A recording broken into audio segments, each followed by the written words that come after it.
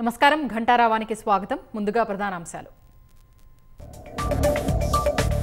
మునుగోడు ఉప ఎన్నికకు షెడ్యూల్ విడుదల. నవంబర్ 3న పోలింగ్, 6న ఫలితం.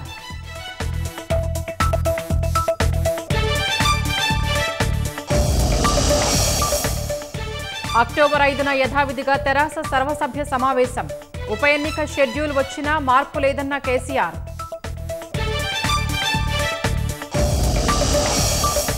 వైఫల్యాలపై చర్చ జరగొద్దని తెరాస జాతీయ పార్టీ. భాజపా నేతలు ఐఏఎస్ల ఫోన్లు ట్యాప్ చేస్తున్నారని కిషన్ రెడ్డి ఆరోపణ.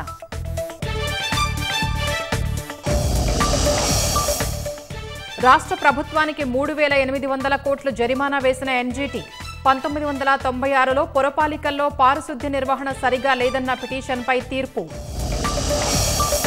హైదరాబాద్ పేలుళ్ల కుట్ర కేసులో ముగ్గురికి జ్యుడిషియల్ రిమాండ్. నిందితులు చెంచల్గూడ కారాగారానికి తరలింపు.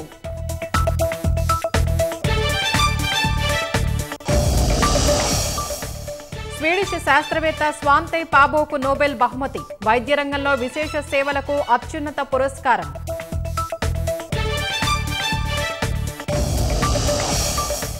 రాష్ట్ర వ్యాప్తంగా సద్దుల బతుకమ్మ శోభ. పూలవనంగా మారిన పల్లెలు, పట్టణాలు.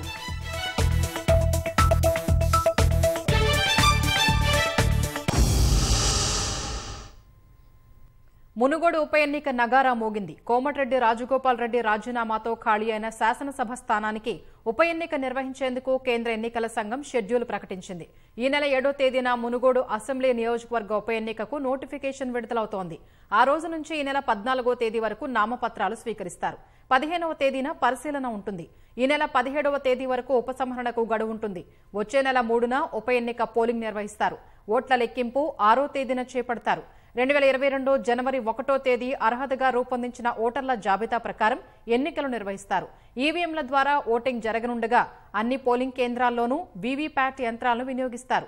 ఉప ఎన్నిక షెడ్యూల్ వెలువడిన నేపథ్యంలో తక్షణమే ఎన్నికల ప్రవర్తన నియమావళి అమల్లోకి వస్తుందని కేంద్ర ఎన్నికల సంఘం ప్రకటించింది.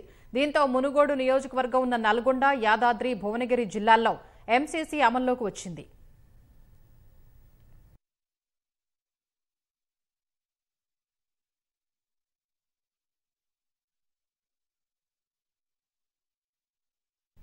దసరా రోజు తెలంగాణ భవన్లో ఉదయం 11 గంటలకు జరగనున్న సర్వసభ్య సమావేశం యథావిధిగా ఉంటుందని తెరాస అధ్యక్షుడు కేసీఆర్ స్పష్టం చేశారు. మునుగోడు ఉప ఎన్నికల నోటిఫికేషన్ ప్రభావం ఈ సమావేశంపై ఉండబోదని, సభ్యులు అనుమానాలకు గురికావద్దని అన్నారు. ముందుగా ప్రకటించినట్టే అక్టోబర్ 5న తెలంగాణ భవన్లో పార్టీ సర్వసభ్య సమావేశం కొనసాగుతుందని, అందరూ నిర్దేశిత సమయంలోపే హాజరు కావాలని ఆయన సూచించారు.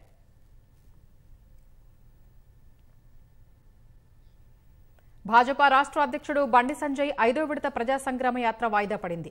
మునుగోడు ఉప ఎన్నిక షెడ్యూల్ రావడంతో పాదయాత్రను వాయిదా వేసుకున్నారు. ఈ నెల 15 నుంచి 5వ విడత యాత్ర చేపట్టాలని బండి సంజయ్ నిర్ణయించుకున్నారు. కానీ ఉప ఎన్నిక నేపథ్యంలో నిర్ణయం మార్చుకున్నట్లు భాజపా వర్గాలు తెలిపాయి. మళ్లీ ఎప్పుడు నిర్వహించాలనే విషయంపై త్వరలోనే స్పష్టత వస్తుందని వెల్లడించాయి. కాంగ్రెస్ ను నిర్వీర్యం చేసే కుట్రలో భాగంగానే ఈడీ, సీబీఐ, ఐటీ నోటీసులతో భాజపా రాజకీయాలకు పాల్పడుతోందని పీసీసీ అధ్యక్షుడు విమర్శించారు. ఇప్పటికే ఎన్నో కేసులు ఎదుర్కొన్నానన్న రేవంత్ తన మనోస్థైర్యం దెబ్బతీయలేరని స్పష్టం చేశారు. పార్టీ పత్రిక నడిపేందుకు విరాళాలు ఇచ్చిన వారికి ఈడీ నోటీసులు ఇవ్వడమేంటని రేవంత్ ప్రశ్నించారు. తెరాస, కేసీఆర్ కుటుంబాన్ని మాత్రం వదిలేసి కాంగ్రెస్ ను లక్ష్యం చేసుకుంటున్నారని ఆక్షేపించారు. కాంగ్రెస్ పార్టీ నాయకులను మీరు వేధింపులకు పాల్పడడం మానుకోవాలి. ఈడీ, ఇన్కమ్ ట్యాక్స్, సిబిఐలు మా మనోస్థైర్యాన్ని దెబ్బతీయలేవు. తాత్కాలికంగా మాకు ఇబ్బంది జరగవచ్చు. 8 సంవత్సరాలు చంద్రశేఖర్ ఇదే ప్రయత్నం చేసిండు మా మీద. పోయిన జైలు గోడలు మీకు తెలుసు. ఇంతకంటే చేయగలిగింది ఏమీ లేదు. అన్ని కేసులు న్యాయస్థానం ముందు ఎదుర్కొని నిలబడ్డము. ఏనుగులను తినటోడు పోయిండు అనుకుంటే పీన్గలు తినటోడు వచ్చిండు అన్నట్టుగా ప్రజలు చెప్తున్నారు. ఇవాళ కేసీఆర్ అయిపోయిండు. బీజేపీ వాళ్ళు దిగిన అక్రమ కేసులు పెట్టడం ద్వారా పార్టీ ఫిరాయింపులను ప్రోత్సహించాలని, లేకపోతే పార్టీలో క్రియాశీలకంగా పనిచేసే వాళ్ళను భయపెట్టి పని చేయకుండా కాంగ్రెస్ను బలహీనపరచడానికి ఏదైతే కుట్ర జరుగుతుందో ఇది సమంజసం కాదు. ఇదంతా కూడా తెలంగాణ సమాజం గమనించవలసిన అవసరం ఉన్నది. ఈడీ నోటీస్ నాకు కొత్త ఏం కాదు. అన్నిటికీ మానసికంగా సంసిద్ధంగా ఉన్న నేను ఇంత దోపిడీకి పాల్పడుతున్న టీఆర్ఎస్, చంద్రశేఖర్ కుటుంబాన్ని వదిలేసి 5 మంది కలిసి ₹1 కోటి ఇస్తే ఆ కోటి రూపాయల కోసము గింత తతంగం చేస్తారు కదా, గిన్ని వేల కోట్ల రూపాయలు మీ పార్టీకి ఎట్లొచ్చినాయి?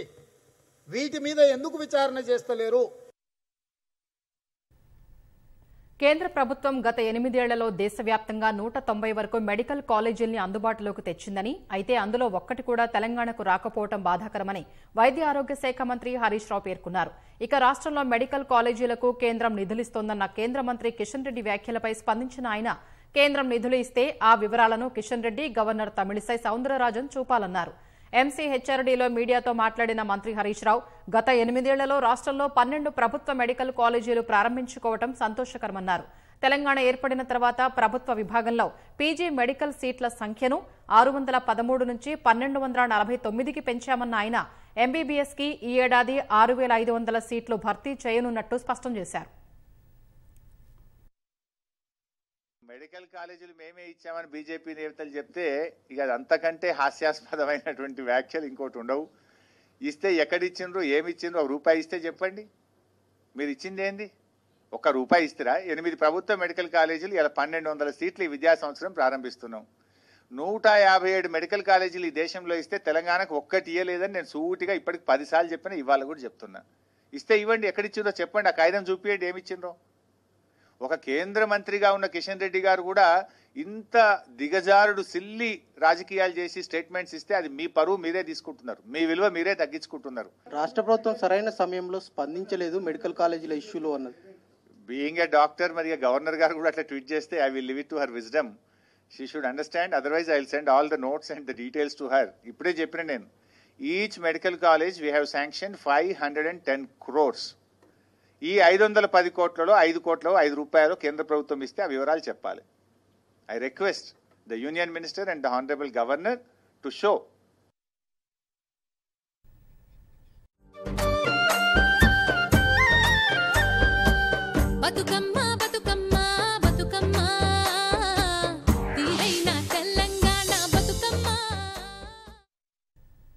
రాష్ట్ర వ్యాప్తంగా బతుకమ్మ వేడుకలు ఘనంగా జరుగుతున్నాయి. ప్రత్యక్ష ప్రసారం ద్వారా చూద్దాం.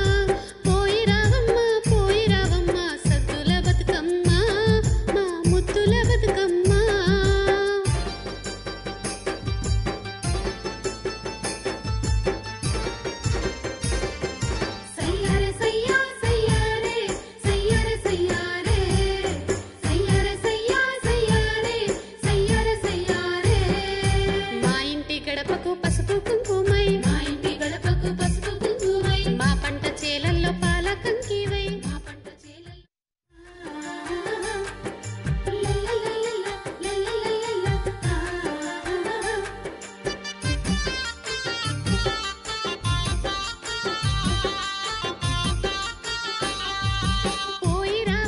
పోయి రావమ్మ సద్దుల బతుకమ్మ మా ముద్దుల బతుకమ్మ పోయి రావమ్మ సద్దుల బతుకమ్మ మా ముద్దుల బతుకమ్మ